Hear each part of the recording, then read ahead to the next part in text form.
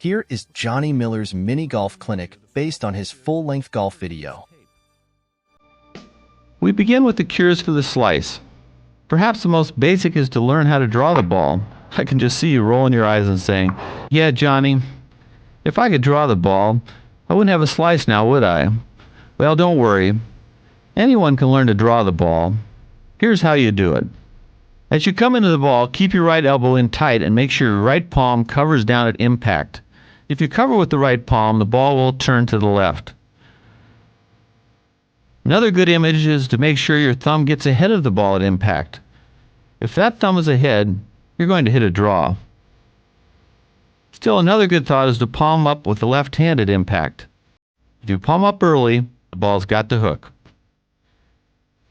Finally, imagine there's an arrow going through your left wrist, pointing at the ball. Make sure that the arrow gets ahead of the ball at impact, and once again, the ball just has to go left. Now, I don't recommend that you try all these ideas at once. This is more like a menu. Just pick the concept that sort of clicks for you. And once you get to where you can hook the ball at will, just back off just a little bit and the ball will start going straight. And that's all there is to it. Now let's fix the hook. Lazy tempo can contribute to a hook. So take my hammer and nail image and learn to develop a heavy hit. The ball still might draw a little, but you'll be rid of those slap hooks. Just make sure your tempo is the same back and through, same amount of effort back and through. When I have a hook that I can't control, I have a great drill that works out on the golf course. As I take my practice swing, I stop the club face about 6 inches past the ball and make sure that it's square, that everything's square. And I hold that position for a couple of seconds so it imprints on my brain. And then I step up and just duplicate that position, and it almost always goes straight and the hook's gone.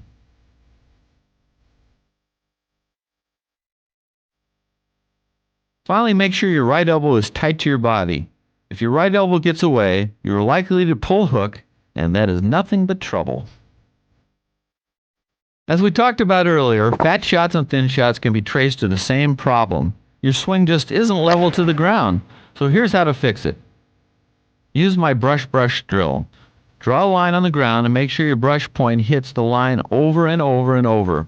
Once you learn how to brush, you're well on your way to becoming a player.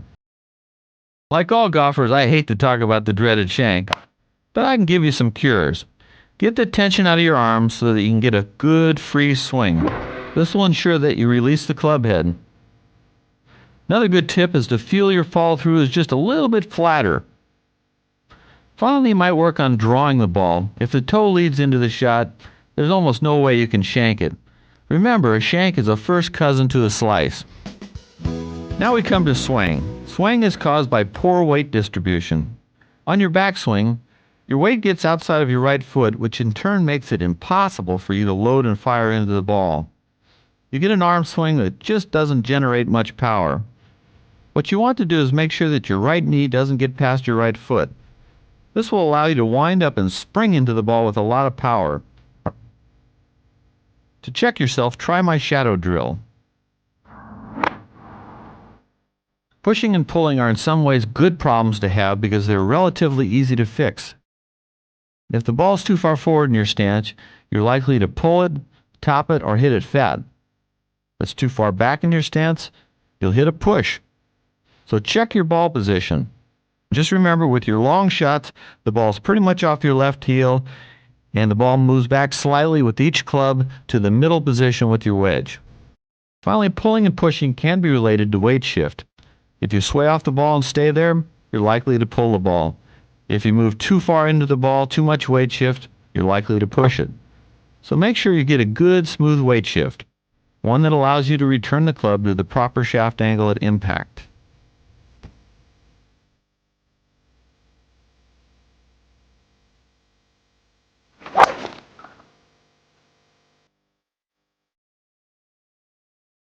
To add power to your drives, try taking a smooth, level swing just like Peter Jacobsen.